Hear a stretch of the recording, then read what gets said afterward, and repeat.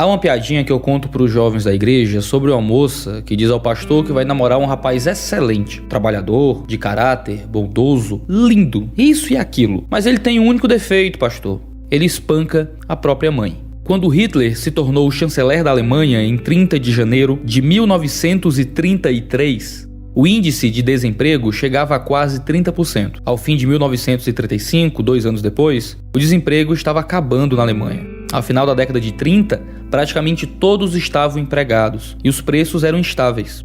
Galbraith disse que esta era uma realização absolutamente única para o mundo industrial. Depois vieram o controle de salário e de preço, como todo bom governo nacionalista e socialista, mas essa é outra conversa. É praticamente consenso que Hitler foi um fenômeno econômico para o seu tempo. Mesmo assim, eu não votaria em Hitler. Ninguém que se preze votaria em Hitler. Não digo isso caso eu fosse um alemão em 1933. Mas se ele aparecesse hoje, com todas as suas ideias claras e conhecidas. Não há crescimento econômico que justifique 1 milhão de crianças, 2 milhões de mulheres e 3 milhões de homens judeus mortos. Além dos 5 milhões de não-judeus, principalmente eslavos, geralmente esquecidos no massacre. O problema é que hoje ainda há quem vote em Hitler. John Powell escreveu um livro chamado O Holocausto Silencioso. Estima-se que são realizados até 56 milhões de abortos ao redor do mundo todos os anos. São mais que 5 holocaustos anualmente. São assassinados a sangue frio milhões de bebês ainda não nascidos. É apocalíptico de tão aterrador e grave. As mentes e os corações andam tão entenebrecidos que muitos desejam que este cruel holocausto seja legalizado. O Bernardo Kister comentou no Twitter que o Brasil caminha para ser, junto com Polônia e Malta, a maior resistência contra o aborto legal no mundo. Mas a sua legalização continua à porta. É uma luta diária, é uma pressão política constante. Somos ensinados nas faculdades que o progresso da humanidade está no retorno do barbarismo. Está em voltarmos às antigas práticas das religiões pagãs que entregavam bebês a Baal e a Astarote. Está em voltarmos a depositar as crianças indesejadas em montões de lixo flamejante, como na Roma Antiga. Alguns até argumentam que liberar essa barbárie é uma forma de proteger os bebês, argumentando que países que liberaram o aborto diminuíram seus números com o tempo. O que acontece é que a maioria desses dados são mentirosos. Se você olhar os artigos que geralmente são usados para embasar esse tipo de argumentação, não se considera que o aborto só começa a diminuir depois do grande pico de abortos que começa a acontecer depois da legalização. Existe um determinado número de abortos que acontece. Com a liberação, o número de abortos aumenta vertiginosamente e então começa a diminuir, mas diminui para taxas ainda muito maiores do que aquelas de antes da criminalização.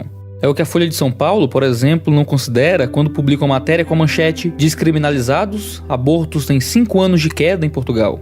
Isso dá a impressão de que o aborto está diminuindo, e de fato está. Mas o que acontece é que o aborto está diminuindo do período de 2007 a 2015, do período posterior à legalização.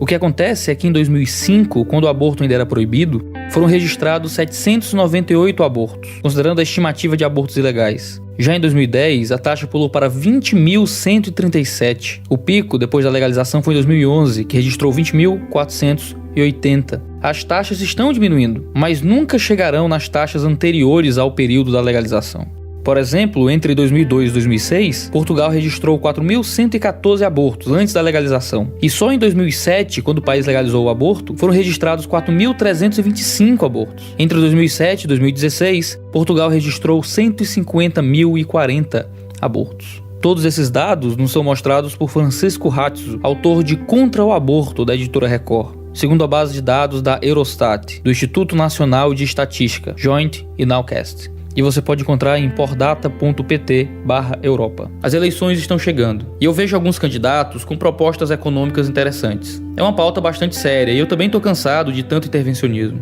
Mas não parece inteligente casar com quem bate na mãe. Eu não quero outro Hitler. Antes de qualquer pergunta, a questão é: você é total e absolutamente contra a legalização do assassinato de crianças? Você vai indicar ministros ao STF que sejam terminantemente contra a legalização do aborto? Você vai fazer de tudo o que seja necessário para impedir que essa barbaridade primitiva retorne ao mundo civilizado? Só há uma resposta humana, e só depois dela eu começo a me preocupar com o resto das pautas políticas. Nem que isso signifique votar em alguém menos preparado. A questão do aborto pesa na balança mais que qualquer outra coisa. Para mim, só há escolha entre os candidatos pró-vida. O resto deveria ser preso por incitação ao crime.